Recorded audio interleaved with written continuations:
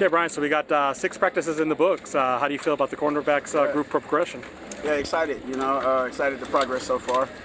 Still got a lot more time in fall camp. Get with these guys, so it's promising. It's promising. When you came out of spring practice, what were some of the things on your to-do list to really implement in fall camp? Really just make sure guys have a really good grasp of our scheme.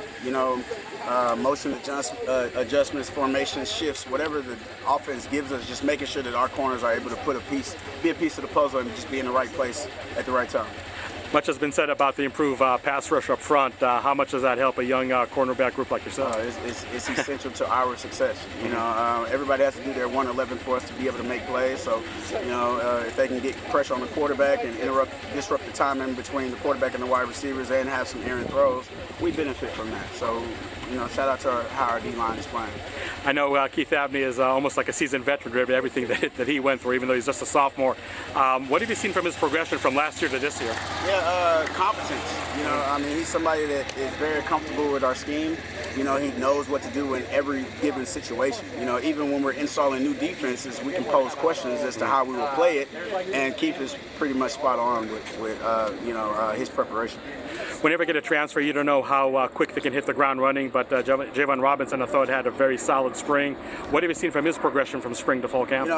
He played under Coach Ward at Wazoo, so he was very familiar with our scheme. He was able to kind of just put his train on the tracks and get to speed very fast. So to have him with us thus far, his development has been huge. He's a leader in that room, so he's a guy that we're rallying behind.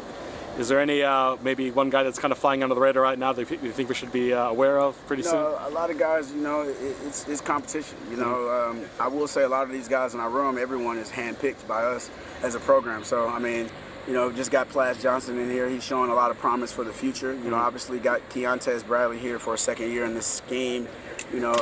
Rodney, Tony, Chris are all very talented cornerbacks in our scheme that have the length that we desire, in our defense. So, the fish that are in the pond right now, we're excited, and everybody has different strengths and weaknesses. So I just like, how that room is coming together right now.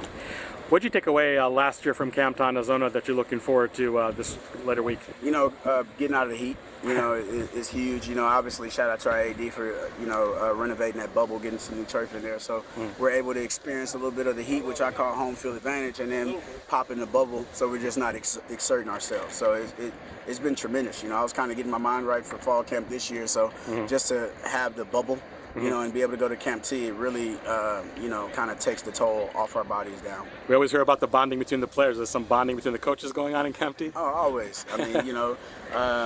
2 new coaches on our staff, a lot of guys returning, so we're very familiar with one another. We're kind of, excited to be away from our phones and kind of be in that secluded environment so we can, just have a lot of powwows and just get closer, kind of get in the bunker mentality in preparation for the season. Everybody's just trying to lock arms.